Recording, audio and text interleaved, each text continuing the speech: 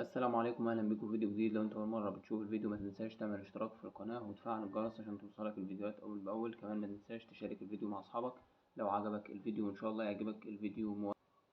فيديو النهارده ان شاء الله هشرح فيه ازاي بتقسم الهارد بتاعك. هارد انت جايبه جديد ومحتاج انك تركبه في الكيسه عندك او اللابتوب. هشرح لك ازاي بتقسمه لبارتيشنات معينه. طبعا زي ما حضراتكم شايفين، انا بدأت ان انا اركب الهارد اللي انا محتاج ان انا اقسمه. زي ما حضراتكم شايفين الهارد اهو تمام، ومعايا كيسة اتش بي تحديدا الديسك. طبعا انا حرقت نسخة الويندوز اللي انا محتاج ان انا اثبتها وهي ويندوز 11. طبعا الكيسة زي ما انتم شايفين فاصلة. هنبدأ مع بعض ان احنا نضغط على زرار الباور من هنا بالشكل اللي حضرتك شايفه ده، ونيجي على سطح المكتب ونيجي على لوحة المفاتيح ونعمل انسيرت بالشكل ده بشكل متكرر على زرار الانسيرت ده اللي حضرتك شايفه ده شكل متكرر كده لحد ما تلقى اللوجو بتاع الويندوز ظهر معاك.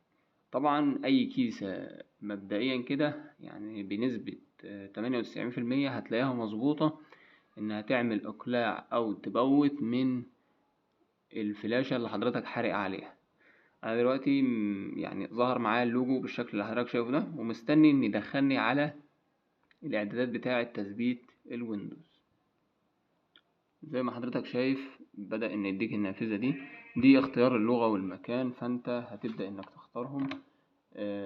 زي ما حضرتك شايف كده انا اخترت الاعدادات اللي حضرتك شايفها دي، ونعمل نيكست من هنا زي ما انت شايف ونعمل انستول ناو. تبدأ انك تستنى معاه شوية كده، ادالك مجموعة اصدارات معينة للنسخة. طبعا انا بحب اختارها اللي هي OEM او ستاندرد، دول اللي اغلب الناس بتشتغل عليهم، فخلينا في OEM. نعمل نيكست من تحت بالشكل ده. بعد كده بيبدأ ان يديك شوية اتفاقيات ومعرفش ايه، بتعمل اكسبت من هنا وتعمل نيكست. بتاعة تثبيت نوع التثبيت اللي حضرتك حابه، طبعا هو كاستم اللي هو التاني ده. وطبعا زي ما حضرتك شايف مديلك الهارد ده بارتيشن واحد. طالما اديهولك بالشكل ده، يعني طالما اداهولك ان درايفر زيرو ومعلم بالشكل ده، يبقى الهارد ده كان متقسم قبل كده لبارتيشن واحد، او كان موجود قبل كده في كذا كمبيوتر وانا فكيته بحيث ان انا افرمته وابدا ان انا اقسمه تاني. فانا ممكن مثلا من هنا اعمل ديليت، انا مش محتاج الهارد ده خالص. اعمل ديليت بالشكل ده واعمل اوكي من هنا. طبعا ادالك unlocated space، ده لو الهارد جديد بيديلك الرسالة دي. بتبدأ حضرتك انك تعمل نيو مثلا من هنا. وبص يا سيدي، بتختار الحجم اللي انت محتاجه، وليكن انا عايز السي 100 جيجا، فهاجي مثلا طبعا احنا عارفين ان الجيجا 1024 ميجا. هتضرب 100 مثلا لو انت يعني مش عارف تعملها ازاي. بتضرب 100 في 1024 بتديلك الرقم اللي حضرتك شايفه ده اللي هو واحد. بتبدأ انك تمسح الرقم ده كله، تكتب 102400. تمام، 1024 دي الجيجا. انت ضربت في 100 فهتحط صفرين بالشكل اللي حضرتك شايفه ده، وتعمل ابلاي من هنا وتعمل اوكي عادي. تمام. انت جاي بعد كده مديك برضو 365 جيجا باقيين في الهارد ده 500، فهتعمل نيو مثلا.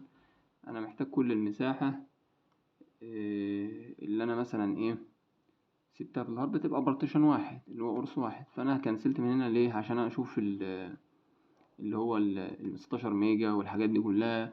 لو ان انا حابب ان امسحها بالشكل ده. لو لقيتها ان انت الحاجة اللي بتمسحها بترجع تاني اللي هي ال 100 ميجا والحاجات دي، بتسيبها تاني ما بتعملش فيها اي حاجة. بس انت بتحاول على قد ما تقدر اي حاجة 100 ميجا بانك تمسحها.